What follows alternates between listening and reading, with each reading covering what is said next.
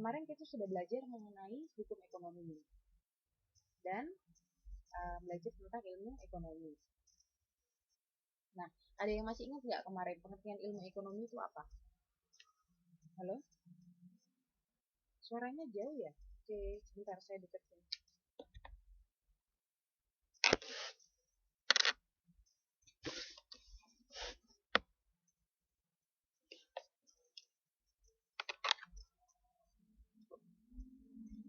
Halo, Assalamualaikum. Udah ini ya, udah dengar ya? Suaranya udah jelas ya? Oke. Nah, kemarin kita sudah belajar mengenai hukum ekonomi. Nah, kemarin juga kita sudah belajar mengenai ilmu ekonomi. Ada yang ingat nggak di sini pengertian dari ilmu ekonomi kemarin itu apa?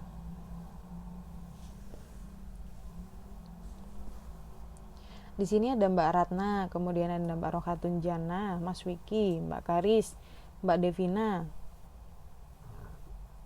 ada Mbak Sari ya, terus ada Mbak Ani. Ada yang masih ingat nggak kemarin? Ilmu ekonomi itu apa artinya?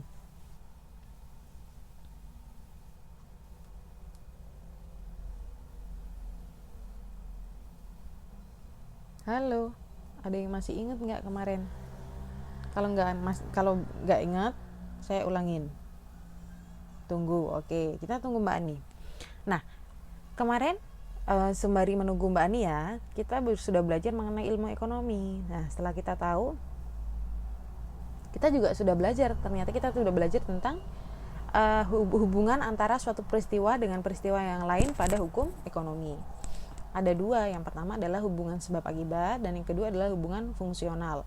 Sudah saya terangkan ya kemarin ya, kalau hubungan sebab akibat itu hubungan yang sifatnya kausal, yang artinya itu hubungan peristiwa ekonomi yang satu akan mengakibatkan peristiwa yang lain. Contohnya kemarin adalah misalnya hama padi, dia menyebabkan penurunan produksi padi, namun penurunan produksi padi tidak menyebabkan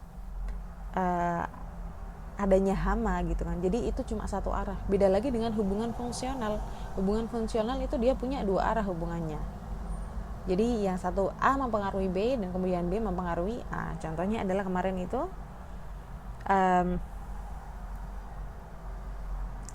jika harga barang naik maka permintaan berkurang. Kemudian sebaliknya, jika harga berkurang maka dia permintaan akan naik. Jadi dua arah ya, hubungan dua arah itu yang dinamakan dengan hubungan kausal. Nah, Mbak Naisha, selamat malam. Ayo Mbak masuk, kita sekarang mengulas kembali ya kemarin mengenai hubungan di dalam hukum ekonomi. Nah, ini jawaban dari Mbak Ani. Apa sih ilmu ekonomi gitu kan? Ilmu ekonomi adalah ilmu yang mempelajari perilaku manusia dalam memilih dan menciptakan kemakmuran. Gimana? Benar nggak pengertiannya?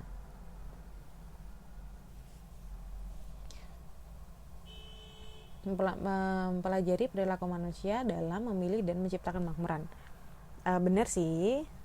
Tapi kemarin yang kita pelajari pengertiannya adalah merupakan bagian dari ilmu sosial yang menyelidiki apa? Yang menyelidiki peristiwa-peristiwa ekonomi.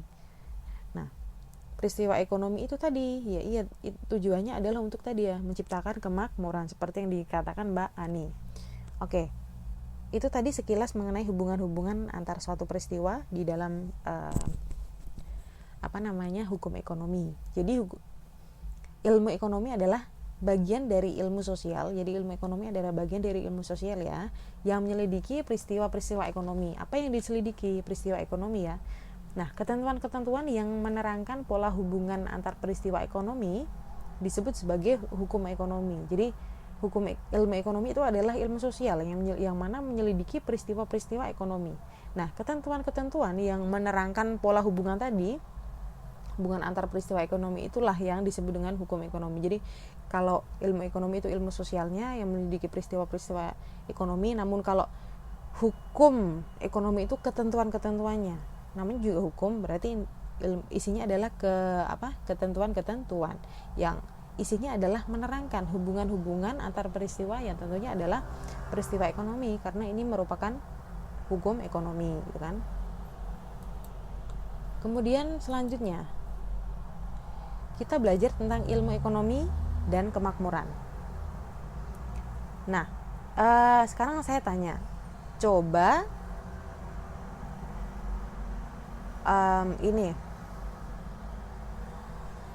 coba kita sebutkan gitu kan, kebutuhan Anda saat ini, kebutuhan kita saat ini, apakah apa yang kita inginkan, apakah semua kebutuhan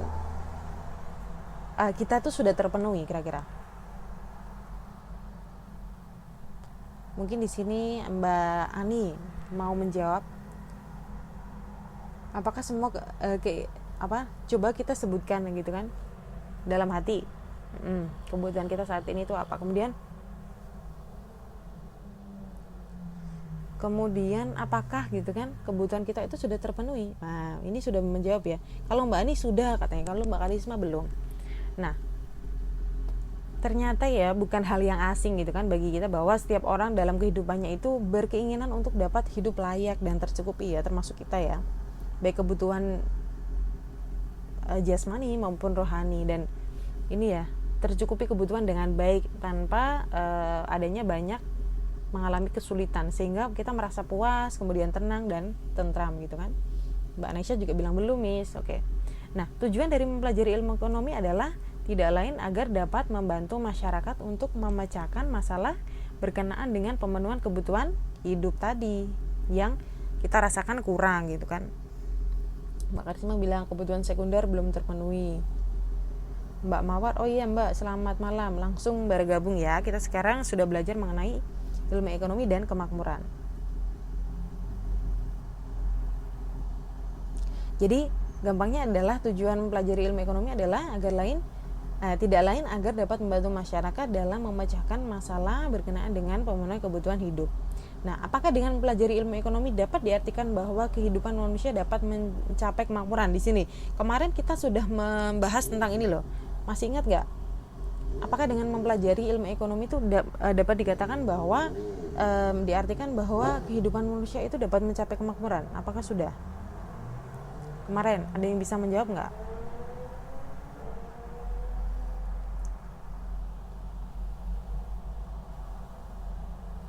Sudah belum? Ayo kemarin.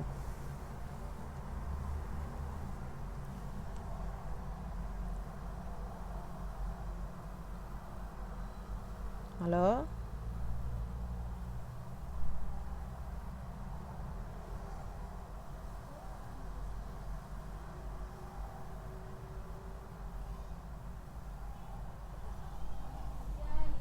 Lupa ya. Jadi kita ini telisik dahulu apa sih artinya kemakmuran gitu kan. Kemakmuran adalah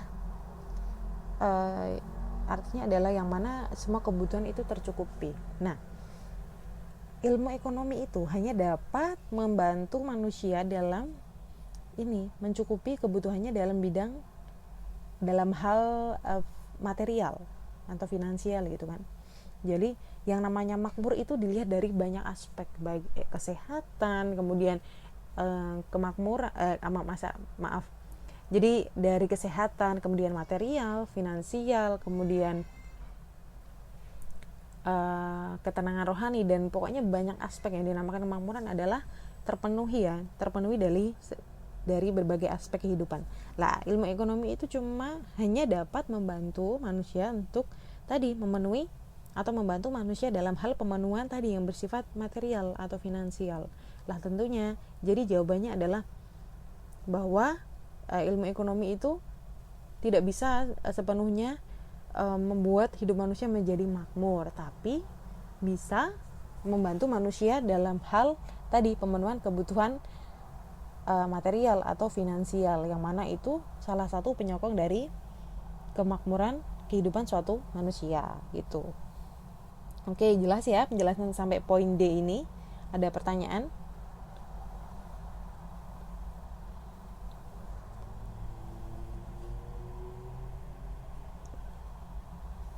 Oke, tidak Mbak Ani ya. Langsung berarti kita ke poin yang 10. Ini kita kemarin sudah membahas ya tentang warna kod. Terdapat 5 tujuan mempelajari ilmu ekonomi berkenaan dengan membantu memecahkan masalah dalam memenuhi kebutuhan hidup. Yaitu yang pertama adalah politik yang pertama adalah ini ya. Jadi terdapat 5 tujuan untuk mempelajari ekonomi ya, berkenaan dengan membantu memecahkan masalah dalam memenuhi kebutuhan hidup untuk mencapai kemakmuran tadi. Yang pertama adalah tingkat pengerjaan yang tinggi. Apa sih di sini maksudnya? Maksudnya adalah membantu memecahkan masalah dalam hal ketenagakerjaan, pengangguran, kemudian tingkat upah, kesempatan kerja, dan hubungan kerja. Intinya adalah ini peningkatan yang berhubungan dengan ketenaga kerjaan lah. Intinya yang membantu mengenai contoh misalnya masalah dalam hal ketenaga kerjaan tadi, contohnya misalnya pengangguran, kemudian upah ya, tingkat upah atau UMR tadi, kesempatan kerja dan hubungan kerja. Kemudian yang kedua, stabilitas harga. Ya, kestabilan harga ya, yang mana di sini tentu saja berkenaan dengan bagaimana sih usaha pemerintah dan masyarakat dalam mengatasi masalah harga, kemudian inflasi, kemudian agar tidak merugikan masyarakat dan negara. Contohnya misalnya yang terjadi sekarang di Indonesia ya, rupiah sampai 14.000 gitu kan, rupiah sampai 14.000, kemudian $1 sampai 14.000 gitu kan, kemudian barang-barang elektronik tentunya naik ya di Indonesia. Nah itu tujuan kita mempelajari ilmu ekonomi salah satunya adalah itu, yaitu kestabilan harga, yaitu bagaimana sih usaha pemerintah dalam masyarakat dalam mengatasi masalah-masalah harga itu tadi. Itu adalah salah satu contoh real ya fungsi dari mempelajari ilmu ekonomi. Kemudian yang ketiga, efisiensi, yaitu bagaimanakah perhitungan antara input dan output, jadi pemasukan dan pengeluaran, antara sumber produksi dengan hasilnya, yang mana membantu para pelaku ekonomi dan masyarakat agar lebih menguntungkan dalam pemakaian sumber produksi. Jadi sumber produksi itu agar bisa efisien, jadi penggunaan sumber produksi sedikit mungkin, namun outputnya sebanyak mungkin. Jadi efisiensi, tujuan dari mempelajari ilmu ekonomi adalah salah satunya ada kita lebih efisien gitu dalam menggunakan sumber produksi. Kemudian yang poin D, distribusi pendapatan yang adil. Jadi kecenderungan untuk bergerak ke arah pendapatan yang merata ya, yang diupayakan pemerintah dan masyarakat. Kemudian yang terakhir adalah pertumbuhan ekonomi, yang mana ilmu ekonomi membantu memberikan dasar untuk meningkatkan pertumbuhan ekonomi. Yang artinya di sini adalah pembangunan ekonomi jangan sampai merusak lingkungan dan harus bijak. Jadi sebentar.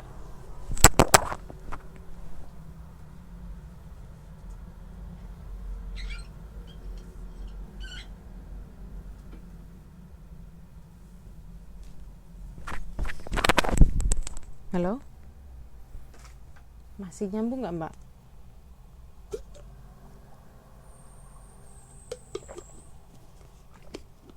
Oke. Udah Miss, tapi saya coba terangkan lagi ya, soalnya mungkin kemarin di sini ada yang belum datang, nggak datang kemarin. Terakhir adalah pertumbuhan ekonomi ya, yang mana ilmu ekonomi dapat membantu tadi memberikan dasar untuk meningkatkan pertumbuhan ekonomi, yang mana pembangunan ekonomi itu jangan sampai merusak lingkungan dan harus bijak gitu. Jadi harus balance antara pertumbuhan ekonomi dengan keadaan eko atau alam. Contohnya misalnya produksi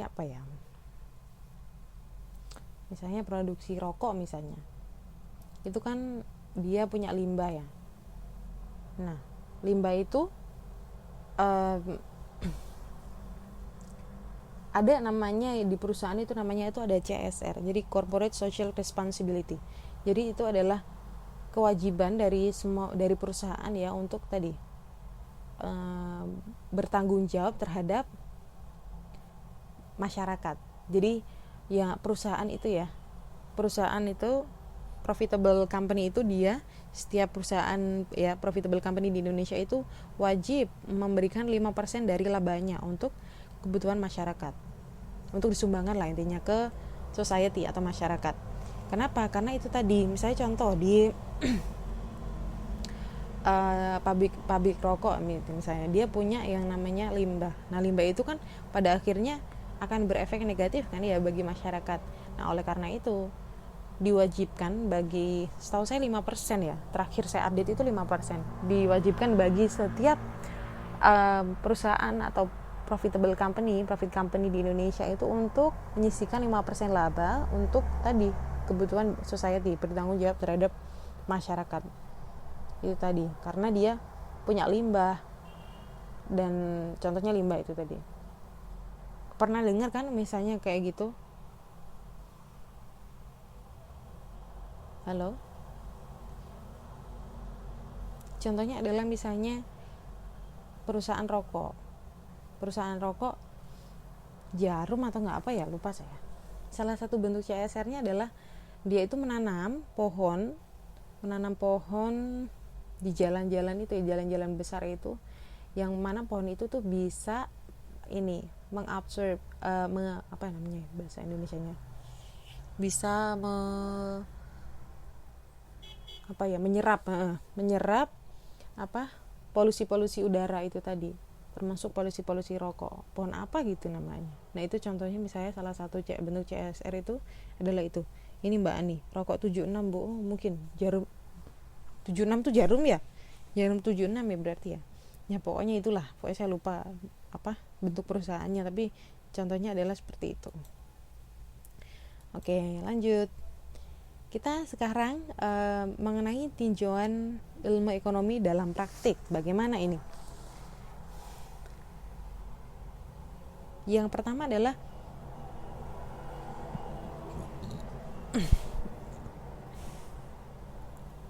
bagaimana sih tinjauan ilmu ekonomi dalam praktik gitu kan. Yang pertama, kita meninjau dari politik ekonomi. Nah, kemarin itu tadi, jadi ketika kita menyinggung politik ekonomi, kita jadi ingat gitu kan apa yang kita pelajari kemarin, yaitu kedudukan ilmu ekonomi di mata ilmu sosial. Contohnya adalah politik ekonomi, yang mana itu adalah ilmu politik, namun di dalam ilmu ekonomi itu namanya politik ekonomi. Nah, kira-kira gimana tinjauan ilmu ekonomi dalam praktiknya, dalam kenyataannya itu seperti apa sih dalam politik ekonomi? Nah, pada dasarnya istilah politik menunjuk pada setiap tindakan yang bertujuan untuk memperbaiki. Sehubungan dengan itu, politik ekonomi atau kebijakan ekonomi adalah cara-cara yang ditempuh untuk atau tindakan-tindakan ya yang diambil oleh pemerintah di bidang ekonomi dalam upaya mencapai kemakmuran. Jadi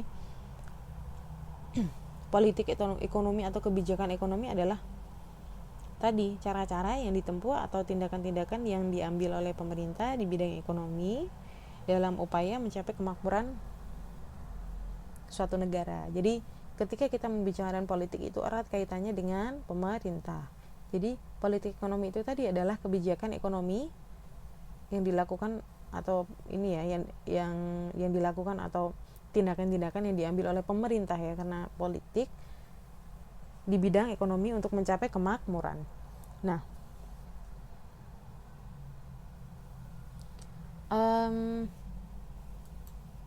kok nggak saya masukin ke dalam PPT ya? Nah, kita selanjutnya akan mengenal mengenai ini sarana politik ekonomi yang penting. Sebentar.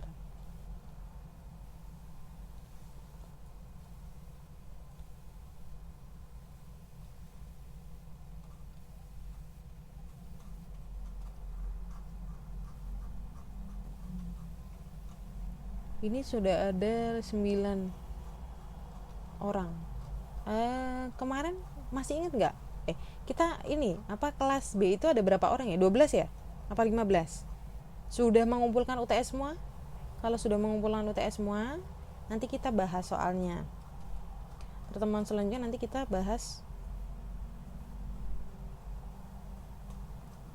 tentang soal UTS kita.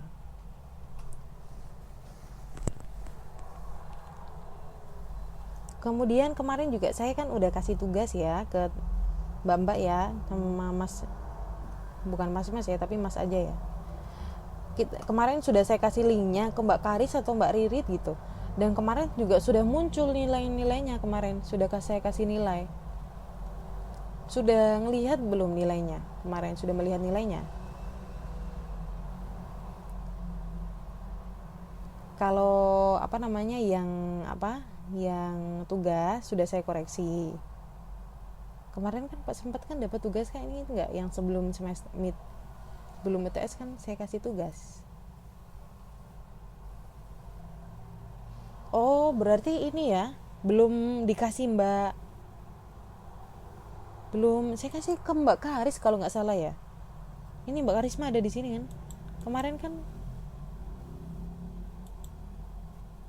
Iya, tugas kelompok maksudnya. Tugas kelompok sudah keluar nilainya, sudah saya kasih nilai. Sudah saya masukkan ke mana? Ke Google Doc. Sudah saya kasih ke Google Doc, kemudian linknya saya kasih ke Mbak Karis. Oh, sebenarnya ada 21 orang ya.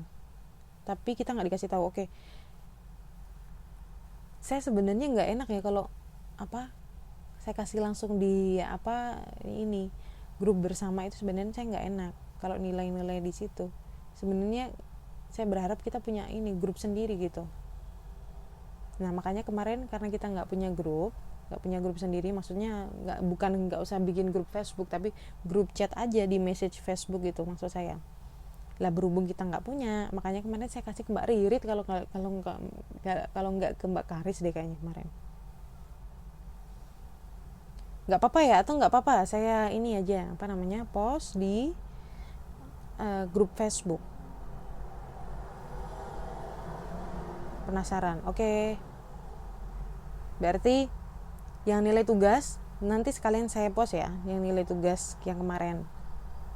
Tapi kalau UTS belum, soalnya 21 ini katanya orangnya kelas ini. Tapi saya nggak yakin, kayaknya belum ngumpulin semua deh kalau 21.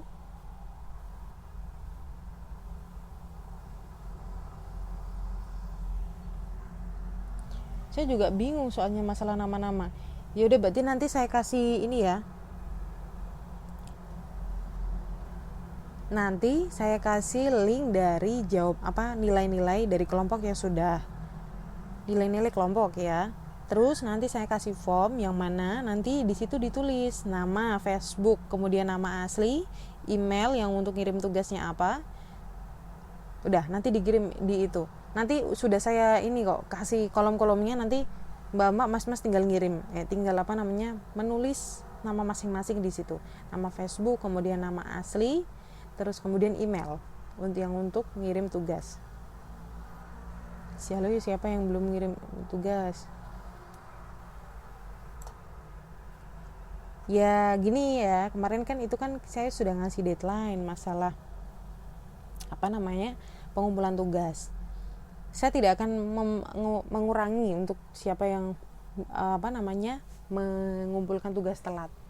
Saya tidak akan mengurangi, namun yang mengirimkan tugas tepat waktu saya akan tambahi poin gitu, biar adil ya. Jadi yang mengumpulkan tugas sebelum tanggal berapa tadi kemarin itu, yang pokoknya deadline tidak melebihi deadline, akan saya kasih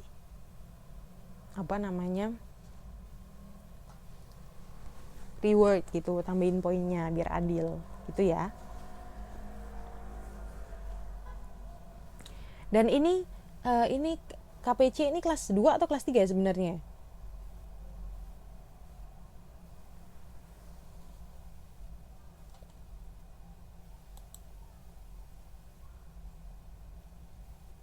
Halo, ini KPC kelas 2 atau kelas 3 sebenarnya? Oh, ini baru kelas 1 ya berarti. Oke. Kelas 10. Untuk soal yang UTS nanti saya arahkan langsung ke UN aja lah, ke ujian nasional aja lah. Biar bisa belajar langsung ke ujian nasionalnya gitu. Ini kita udah pertemuan ke-10 ya, berarti nanti tinggal 4 pertemuan lagi.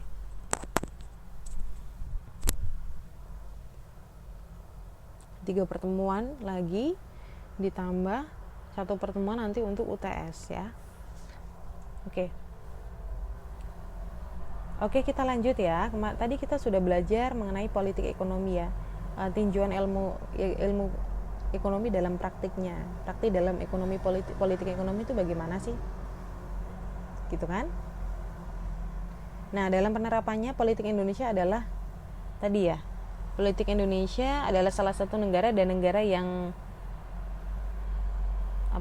dalam penerapannya adalah politik ekonomi adalah salah satu negara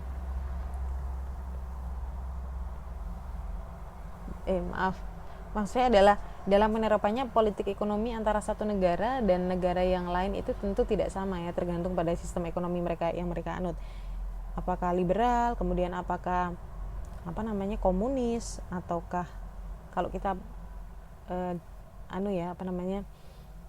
Pancasila gitu, terus apakah campuran gitu kan, apakah masih tradisional gitu.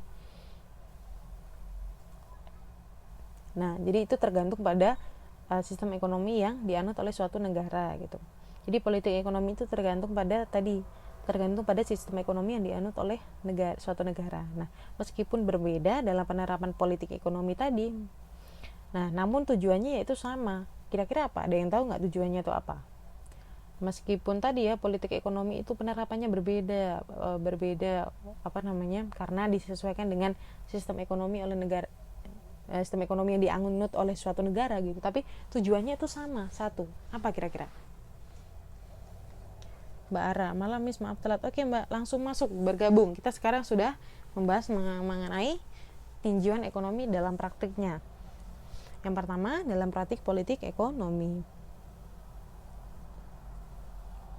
Nah, benar sekali jawaban dari Mbak Ratna, yaitu mencapai kemakmuran. Kemakmuran siapa?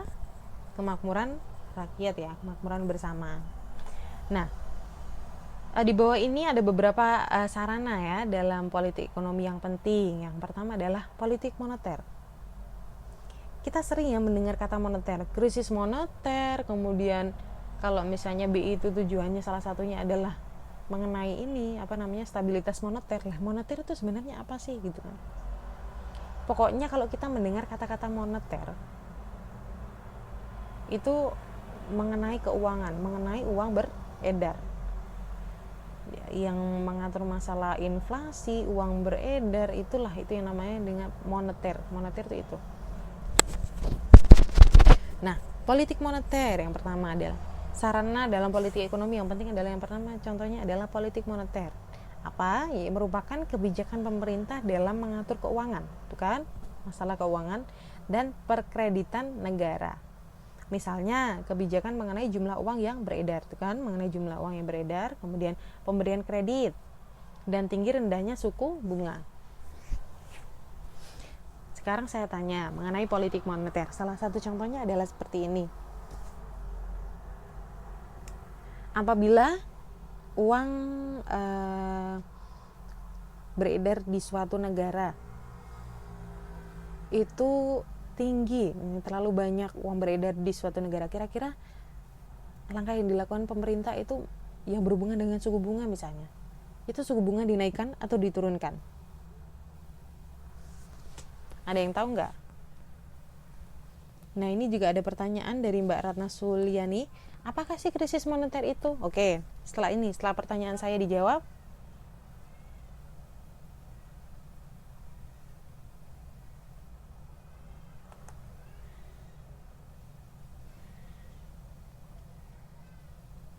nah, Mbak Ara tadi ya jawabnya ya, diturunkan. Benar nggak kira-kira jawabannya? Kalau uang beredar itu banyak, apakah suku bunga itu dinaikkan atau diturunkan?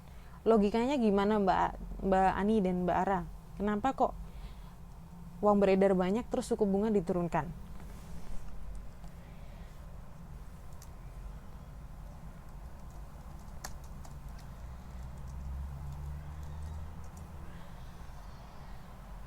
Halo?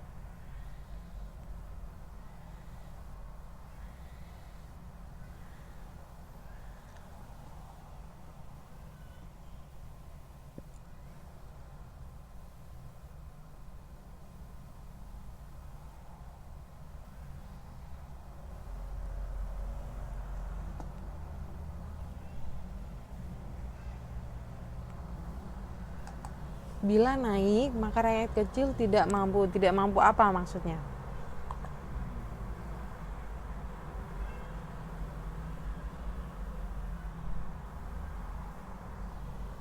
Terus ada jawaban lagi dari tadi Mbak Ani. Sekarang Mbak Ara, yuk jawabannya apa?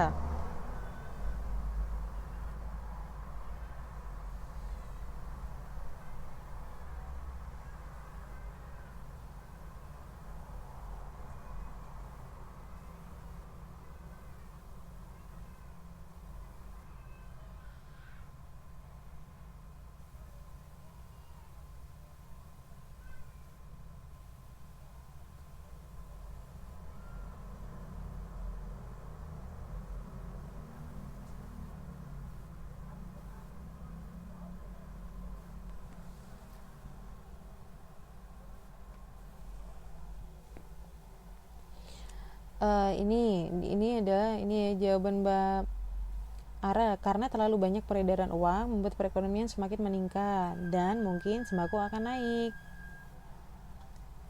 Tadi bentar saya baca dulu. Sembako akan naik, kemudian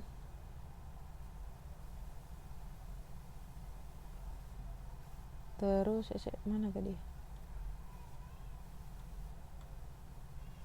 Krisis moneter itu apa? Turun kan? Misal ya kita pinjam uang ke bank, semakin banyak semakin kecil bunganya. Terus mana sih jawabannya Mbak Ara tadi? Kok hilang?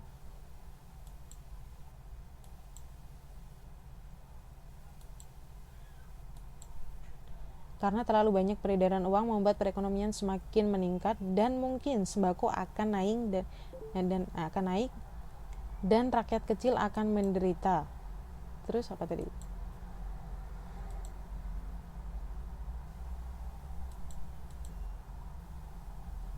Mana ya? Terus misalnya kita pinjam uang ke bank, semakin banyak semakin kecil bunganya. Udah Miss. Terus ekonominya rakyat kecil yang tidak seimbang beda dengan ekonomi orang kaya semakin beda kaya.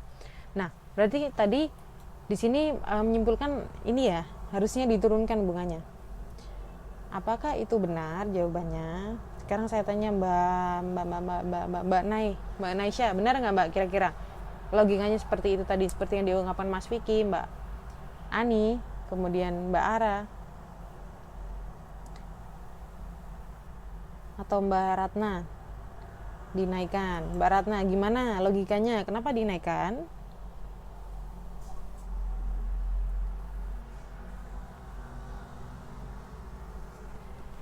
Kenapa dinaikkan?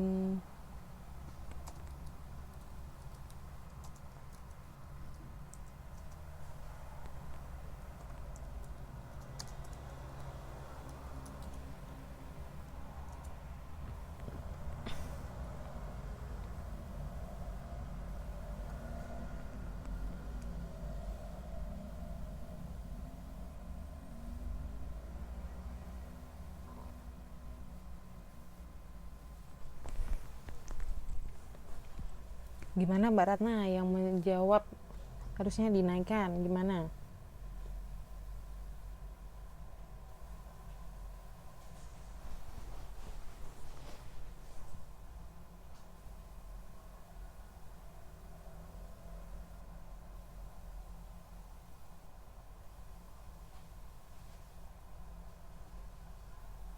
Masyarakat banyak melakukan menabung dan uang yang beredar dapat dikurangi. Oke, benar sekali. Jawabannya benar sekali Mbak Ratna. Jadi, bukan malah diturunkan suku bunganya, tapi suku bunganya dinaikkan. Kenapa? Untuk menarik uang yang beredar. Jadi, uang beredar itu kan terlalu banyak ya. Tadi kan gitu ya. Contoh kasusnya adalah uang beredar misalnya tadi terlalu banyak. Terus kemudian gimana gitu, pemerintah harus ngapain kalau uangnya semakin banyak yang berhubungan dengan bunga? Caranya adalah bunganya itu dinaikkan. Agar kenapa? Menarik orang-orang yang punya uang banyak tadi untuk menabung. Kenapa? Karena bunganya banyak. Oh, aku bisa dapat duit nih dari nabung karena bunganya banyak. Akhirnya uangnya ditabungin. Logikanya seperti itu. Nah, kenapa kok pemerintah harus cepat-cepat harus cepat-cepat menangani uang beredar yang terlalu tinggi tadi? Kalau tidak, itu maka akan terjadi inflasi. Barang-barang itu naik. Karena apa? Karena uang tidak ada harganya. Terlalu banyak duit beredar, terlalu banyak uang beredar. Maka pemerintah harus mengatasi itu. Kalau enggak, nanti barang-barang harganya semakin naik. Oleh karena itu, pemerintah menaikkan suku bunga, yang mana kalau bunganya tinggi itu akan menarik hati para orang-orang pemegang uang banyak tadi untuk menginvestasikan uangnya di bank. Karena dia tertarik dari bunganya yang tinggi tadi, seperti itu. Itu contoh dari politik moneter, ya. Gimana? Sampai sini jelas kan? Halo? Sekarang jadi tahu ya, contoh misalnya politik moneter itu seperti apa gitu yang dilakukan pemerintah.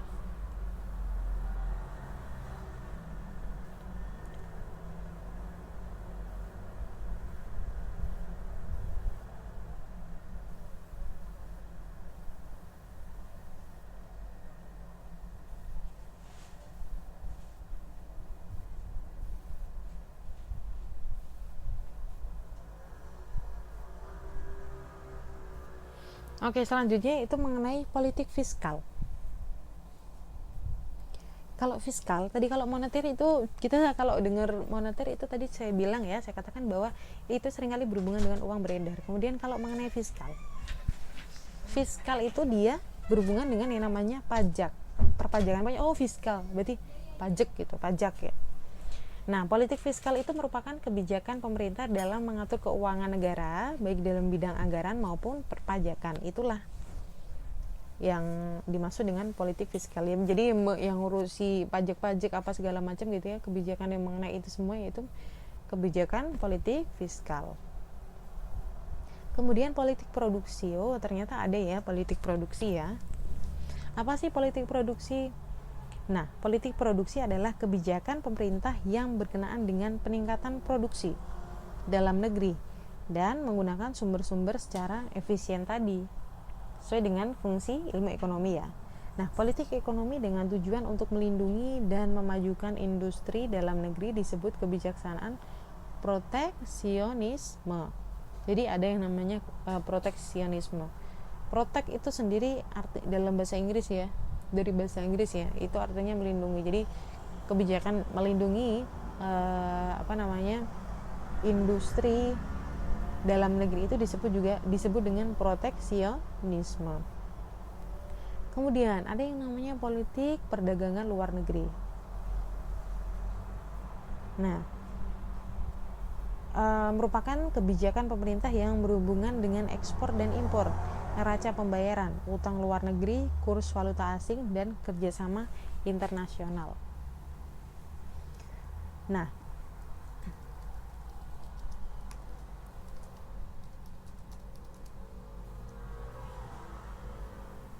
berkenaan dengan politik perdagangan luar negeri ya, contohnya adalah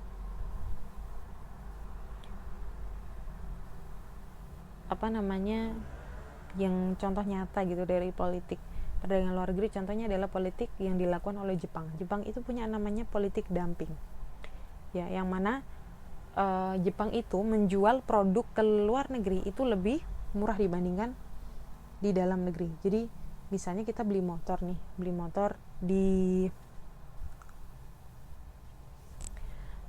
Jepang misalnya, di Indonesia itu kalau itu bisa jadi lebih murah dibanding di Jepang. Kenapa? Karena tadi tujuannya adalah menarik para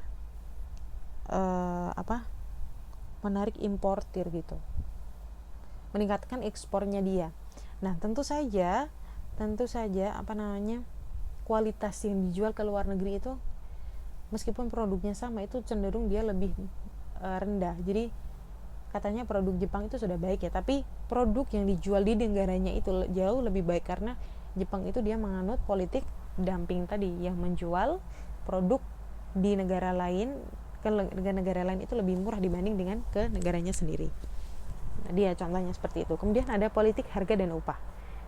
Oh ya, tadi Mbak Ratna tadi tanya, krisis moneter itu apa sih Miss gitu kan?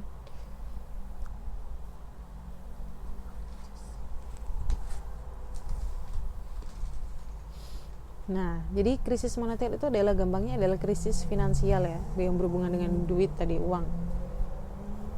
Yaitu krisis yang berhubungan dengan uang tadi ya, atau keuangan suatu negara. Yang mana hal ini ditandai dengan keadaan keuangan yang tidak menentu sebagai akibat misalnya lembaga keuangan dan nilai tukar mata uang tidak berfungsi atau sangat rendah dan tidak berjalan sesuai dengan harapan. Nah, contoh dari krisis moneter itu kan terjadi tahun 98 yang mana rupiah itu sampai mencapai berapa itu dulu? Kok saya lupa ya? 98 itu 17.000 bukan? Nah, sekarang ini makanya kita sekarang rupiah sampai 14.000 lebih kan. Nah, itu makanya banyak ahli-ahli ekonomi yang mengatakan bahwa di Indonesia ditakutkan akan kembali ke fase tahun 98 yaitu mengalami krisis moneter tadi karena nilai tukar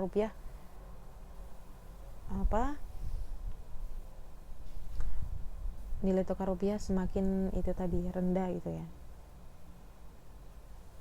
Seperti itu ya, singkat cerita mengenai krisis moneter. Nah, itu faktornya apa Miss, katanya Mbak Naisha. Jadi krisis moneter itu tadi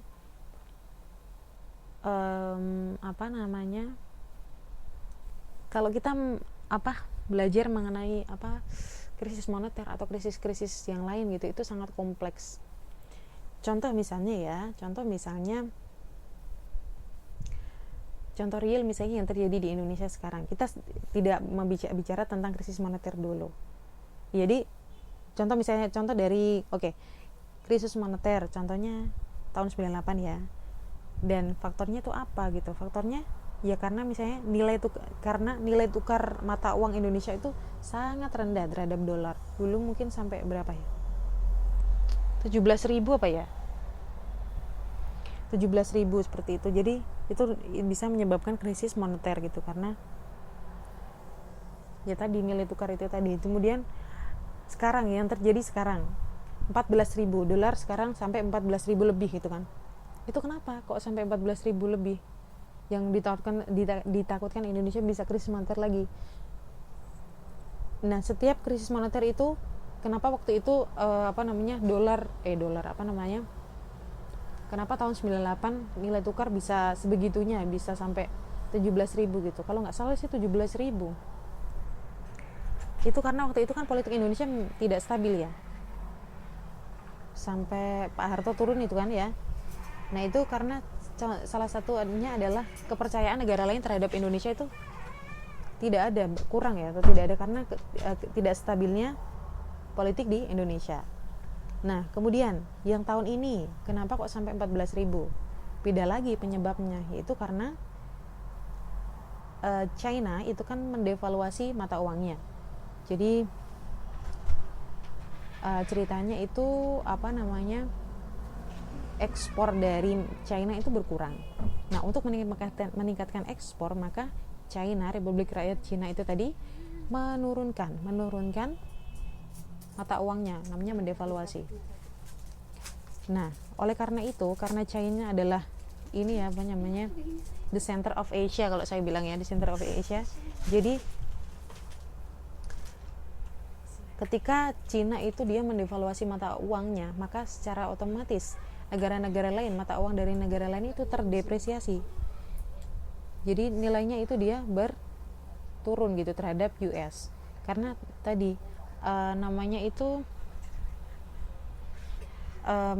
underestimate, bukan underestimate.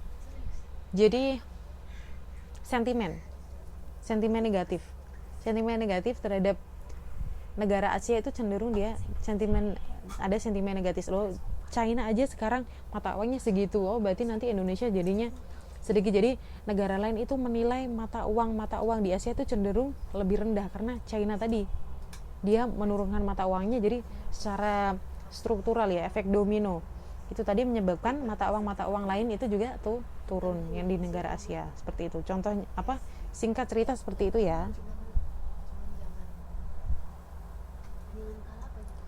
Itu sebatas sejauh yang saya tahu selama ini, itu yang tentang kenapa kok sampai 14.000 gitu. Oke, jelas ya sampai situ ya.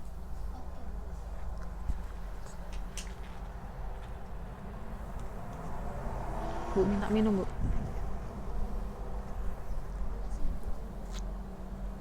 Halo? Oke, jelas ya. Sedikit cerita tentang fenomena yang terjadi saat ini.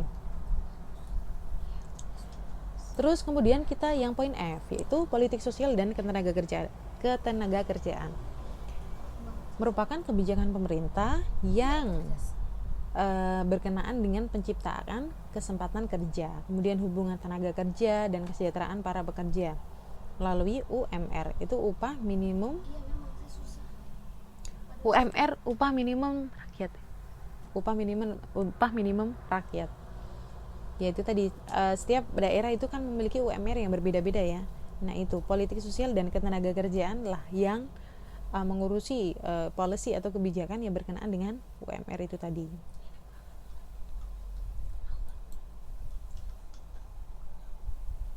Nah, ini Mbak Nesya, kalau kita mau nukar uang asing, kita bawa segepok tapi ditukerin cuma dapat beberapa lembar uang asing. Nah, sekarang gini ya, benar sekali kata Mbak Nesya.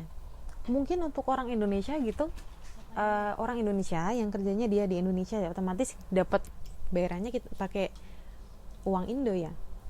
Itu mereka nggak ini gitu, nggak, mereka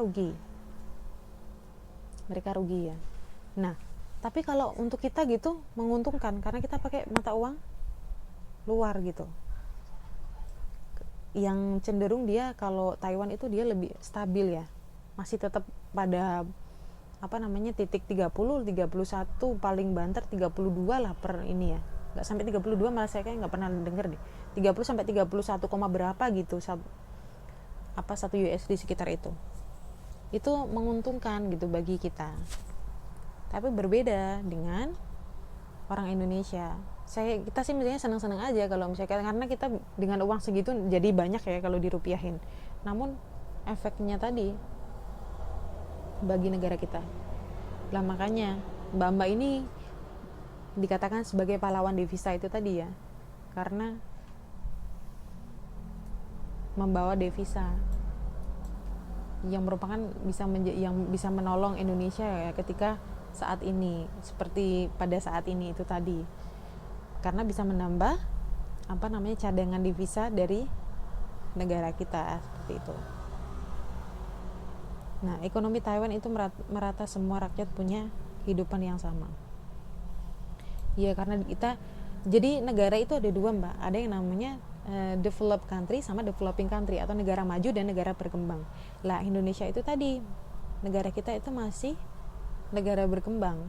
Lah, kalau Taiwan sudah bukan lagi negara berkembang namun negara maju. Jadi wajar sekali kalau semua rakyat itu punya kehidupan yang sama, bisa dibilang semuanya ini ya makmur gitu secara material. Berbeda dengan Indonesia. Ya pokoknya kita berdoa aja ya bareng-bareng, semoga perekonomian Indonesia semakin membaik, kemudian kehidupan kita makmur gitu kan, dari semua sisi gitu. Ya kita berdoa aja yang terbaik buat negara kita gitu. Di setiap sholat kita ini ya berdoa gitu buat negara kita. Nggak cuma kita doain diri kita sendiri, keluarga kita, tapi kita doalah buat negara kita. Semoga ini ya ditambah kebaikan gitu sama Allah. Soalnya ya memang seperti itu keadaannya. Sudah no comment lah kalau saya.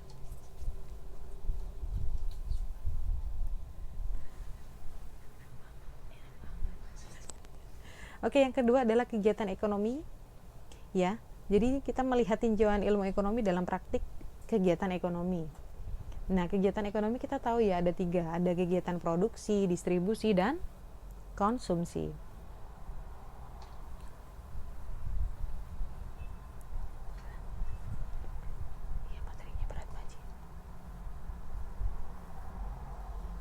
Nah, pada dasarnya kegiatan ekonomi merupakan suatu aktivitas ya atau usaha yang dilakukan manusia untuk mewujudkan kemakmuran tadi ya.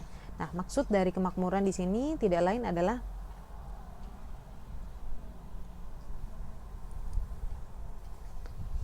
ini kemakmuran material yang tadi saya terangkan tadi.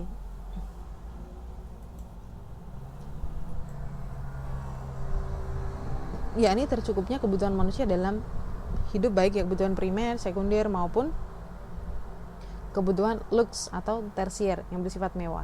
Nah, untuk mencapai kesemuanya itu, maka kegiatan ekonomi meliputi 3 hal. Yang pertama adalah produksi, ya, yang dilakukan oleh produsen, kemudian distribusi yang berhubungan dengan transportasi agar semuanya merata ya hasil produksi tadi, dan konsumsi. Nah, dan dengan demikian dapat dikatakan bahwa kemakmuran masyarakat tergantung pada berhasil tidaknya kegiatan produksi, konsumsi, dan distribusi. Jadi tidak hanya ini ya. Jadi kegiatan ekonomi itu tidak bisa dikatakan berhasil apabila cuma produksinya yang sukses, distribusinya yang sukses, atau konsumsinya yang sukses. Tapi itu harus meliputi 3 aspek. Contohnya adalah misalnya gini, faktor produksi, misalnya kegiatan ekonomi, produksinya misalnya sukses. Indonesia misalnya berapa puluh ribu ton lah bisa menghasilkan beras. Namun pada proses distribusinya dia tidak merata, sama saja banyak orang kelaparan di Indonesia. Logikanya seperti itu.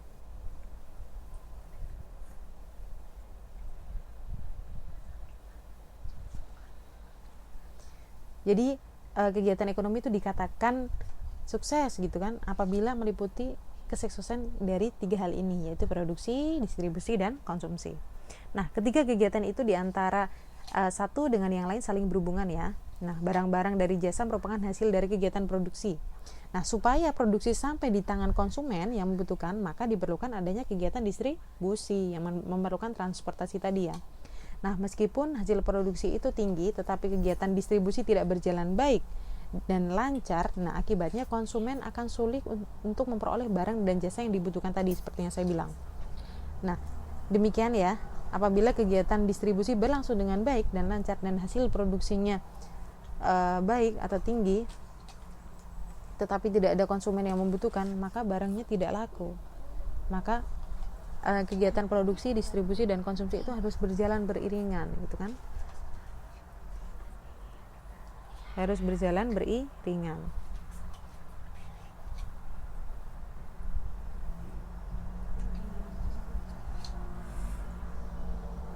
Oke, selanjutnya kita belajar mengenai ini, prinsip ekonomi. Ada yang pernah nggak mendengar prinsip ekonomi itu apa?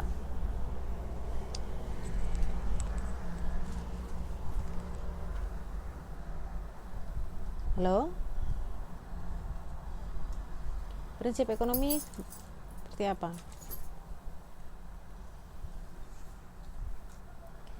Oke, gampangnya seperti ini ya Mbak ya, Mas ya. Halo? Pada dengar kayak ini Mbak Devina, Mbak Ara, Mbak Ratna. Mbak Devina malah online ya, bisa panggil. Kemudian ada Mbak Ani, Mbak Karisma, Mas Vicky, Mbak Mawar, dan lain-lain. Oke, jadi misalnya seperti ini, kita semua pernah ke pasar ya. Kita semua pernah ke pasar, dan kita semua pernah melakukan yang namanya bargaining atau tawar menawar. Nah, tawar menawar itu tadi, itulah yang merupakan salah satu pengaplikasian dari prinsip ekonomi. Jadi yang namanya prinsip ekonomi adalah kita itu tadi ya mengeluarkan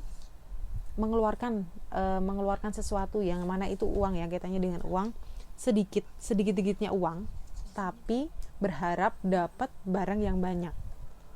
Nah, itu kita melakukan prinsip ekonomi. Jadi ketika kita menawar, maksudnya dengan harga yang serendah-rendahnya namun mendapatkan barang yang maksimal, itulah yang namanya prinsip ekonomi. Jadi sebenarnya kita semua sudah, ketika kita belanja di pasar, kemudian kita mencoba untuk menawar, itu kita sudah berusaha untuk menerapkan prinsip ekonomi. Yang mana kita berusaha untuk mengeluarkan uang kita itu seminimal-minimal mungkin. Namun kita berharap untuk mendapatkan barang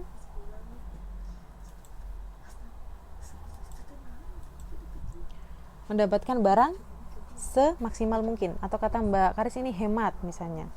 Terus kemudian Mbak Ani usaha mendapatkan hasil, kemudian dengan pengorbanan yang sekecil mungkin, benar, dengan pengorbanan yang sekecil mungkin tapi kita mendapatkan hasil yang sangat maksimal. Itu yang namanya prinsip ekonomi.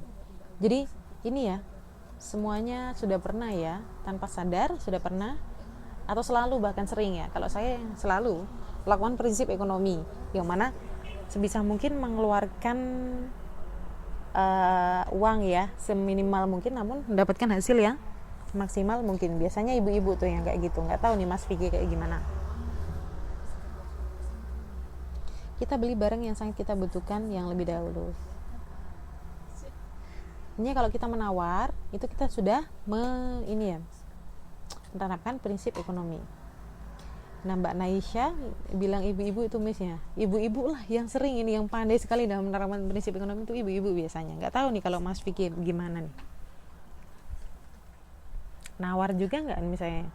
Biasanya cowok enggak ya, simpel-simpel aja gitu biasanya. Berapa langsung bayar biasanya.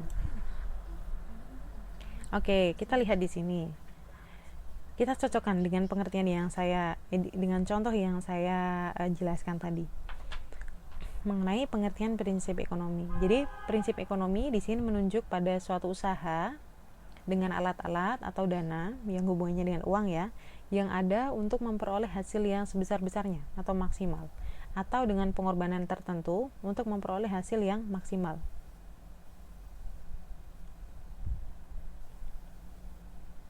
Jadi merujuk pada usaha atau alat-alat atau dana yang ada untuk memperoleh hasil sebesar-besarnya dengan pengorbanan tertentu untuk memperoleh hasil yang maksimal.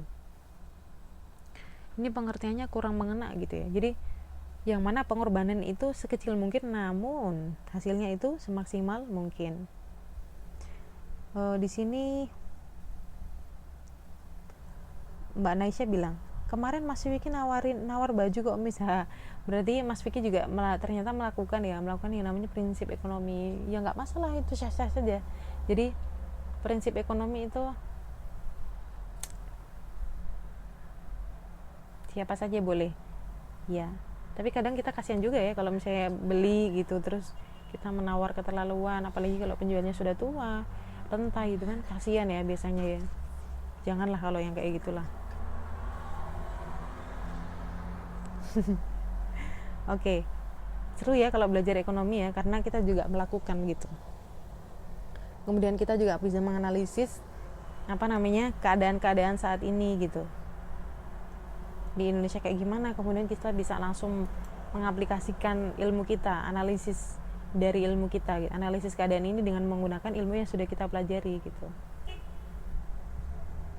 Mbak Nasya bilang itu sifat kata orang misna.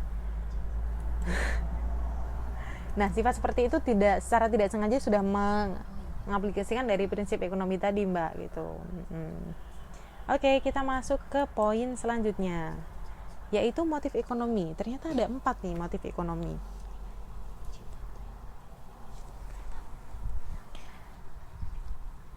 Oke, kita sekarang belajar mengenai motif ekonomi ya.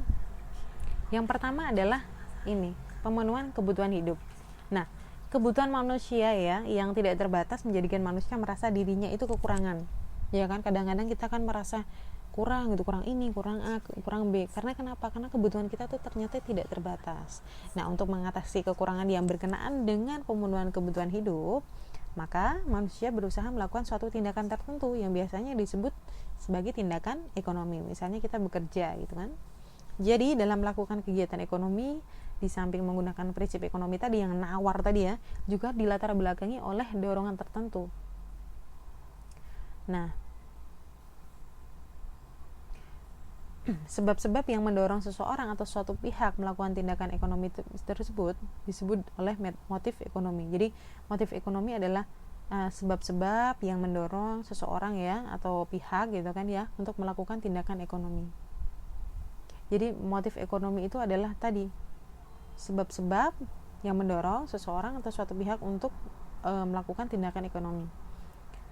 Lah, kita itu melakukan tindakan ekonomi yang contohnya adalah misalnya bekerja, kemudian menawar tadi ya, mengaplikasikan atau menerapkan prinsip ekonomi tadi, fungsinya apa?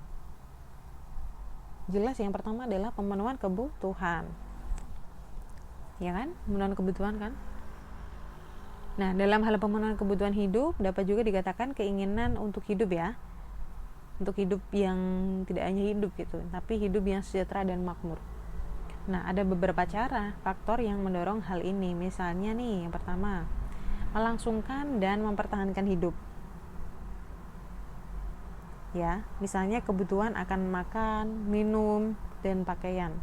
Jadi pemenuhan kebutuhan hidup itu erat kaitannya dengan tadi 3 hal, sandang, pangan, lan papan gitu kalau orang Jawa bilangnya.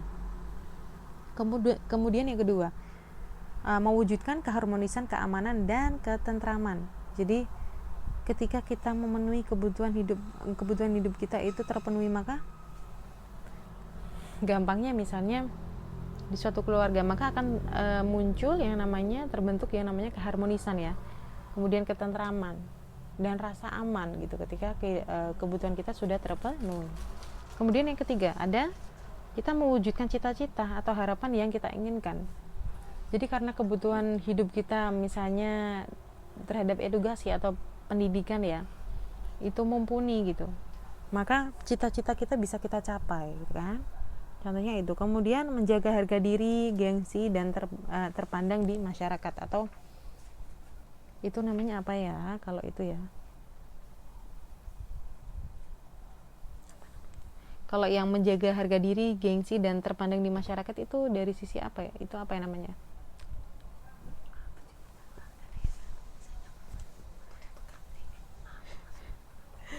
ya apa ya dikatakan, berhubungan dengan apa ya,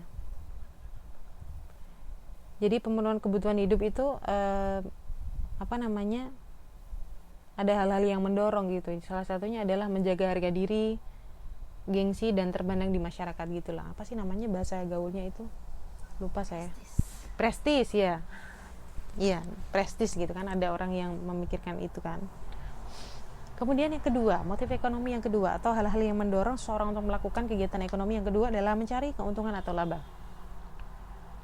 Capek juga ya.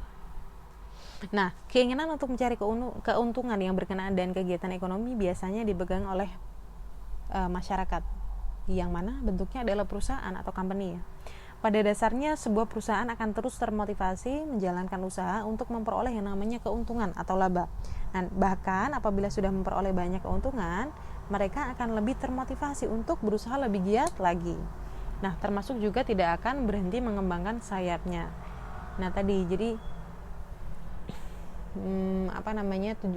salah satu faktor yang menyebabkan perusahaan itu dia melakukan kegiatan ekonomi adalah karena dia ingin mencari keuntungan atau laba, atau bahkan menambah laba. Kemudian yang ketiga, memperoleh yang namanya kekuasaan. Nah, kegiatan ekonomi ya dalam hal ini ditujukan supaya dapat memperoleh kekuasaan dalam masyarakat. Nah, motif ini erat kaitannya dengan mencari keuntungan. Setelah para pengusaha relatif sudah maju dan makmur, mereka akan terus bekerja keras dengan harapan dapat menguasai perdagangan yang lebih luas ya kan. Biasanya kan kayak gitu kan, kalau ada pengusaha yang sudah sukses maka dia akan terus memperluas, dia cenderung akan memperluas usahanya gitu kan ya. Nah, keinginan untuk menguasai dalam hal ini kadang-kadang dapat mempengaruhi atau memberi kemungkinan berkuasa di bidang politik karena begitu besar peranannya dalam masyarakat. Ada yang punya contoh nggak misalnya? Contohnya misalnya Bakri gitu kan. Bakri itu udah punya pengusaha di mana-mana gitu kan. Nah, Bakri Group ya. Perusahaan kemana-mana, dia akhirnya ini ya, apa namanya, kaya gitu kan ya. Dan itulah yang bisa digunakan untuk memperoleh kekuasaan gitu. Yang mana Bakri itu ini ya masuk ke dalam dunia politik dan ingin jadi presiden kan ya waktu itu, bahkan sekarang masih. Nah, itu tadi itu contoh dari bahwa motif ekonomi adalah salah satunya adalah memperoleh kekuasaan. Jadi setelah usahanya sukses, dia tidak cukup di situ, jadi dia masuk ke kancah politik, kemudian nyalon dari A, B, C, D. Dan contohnya misalnya tadi termasuk nyalon DPR gitu kan ya, kemudian dia menjadi pemimpin dan memperoleh yang namanya itu kekuasaan tadi ya, seperti itu. Kemudian yang terakhir, berbakti terhadap sesama manusia. Inilah yang baik ini, tujuan yang baik ini selanjutnya. yaitu keinginan berbakti terhadap sesama atau berbuat sosial tidak lain adalah untuk menolong sesama manusia. Misalnya memberi sumbangan pada panti asuhan. Nah, itu contoh yang baik ya. Kemudian sumbangan untuk tempat ibadah, memberi bantuan kepada manusia yang tertimpa musibah atau bencana alam misalnya, atau menjadi orang tua asuh yang berkaitan dengan kesempatan memperoleh pendidikan dan sebagainya. Itu contohnya. Jadi orang-orang melakukan kegiatan ekonomi itu seringkali karena 4 hal ini. Yang pertama jelas untuk memenuhi kebutuhan hidup yang ada sandang, pangan, kemudian papan tadi, kemudian mencari keuntungan atau laba, kemudian memperoleh kekuasaan, dan berbakti terhadap sesama manusia. Oke, tadi sudah saya extend ya 10 menit karena kita tadi nunggu sekitar 10 menit ya, dan ini sudah selesai.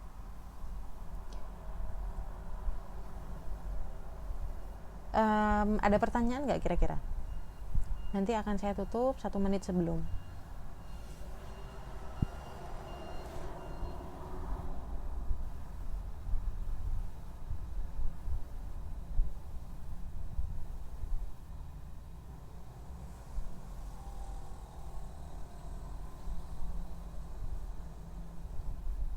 Halo? Oke, nggak ada ya. Oke, terima kasih ya. Ini saya tutup ya berarti ya. Sudah cukup jelas ya. Mohon maaf kalau misalnya saya menerangkannya sedikit ngebut karena memang materi kita tuh banyak sekali. Saya sampai bingung nih neranginnya gimana ya. Pokoknya kita sama-sama berusaha aja ya karena kita memang cuma dikasihnya waktu 2 jam gitu per pertemuan. Ya kita ngebut dan semoga saya kan berusaha menerangkan hal-hal yang menerangkan extend lebih panjang gitu di hal-hal yang penting gitu. Kemudian yang hal-hal yang kita bisa pelajari sendiri bisa kita percepat gitu kan ya. Oke, terima kasih untuk malam ini. Semoga bermanfaat. Kemudian saya minta maaf kalau misalnya banyak yang kurang, yang pasti banyak ya. Di kelebihan hanya milik Allah, kekurangan datangnya dari saya. Terima kasih. Wassalamualaikum warahmatullahi wabarakatuh. Selamat malam dan selamat istirahat dan semangat.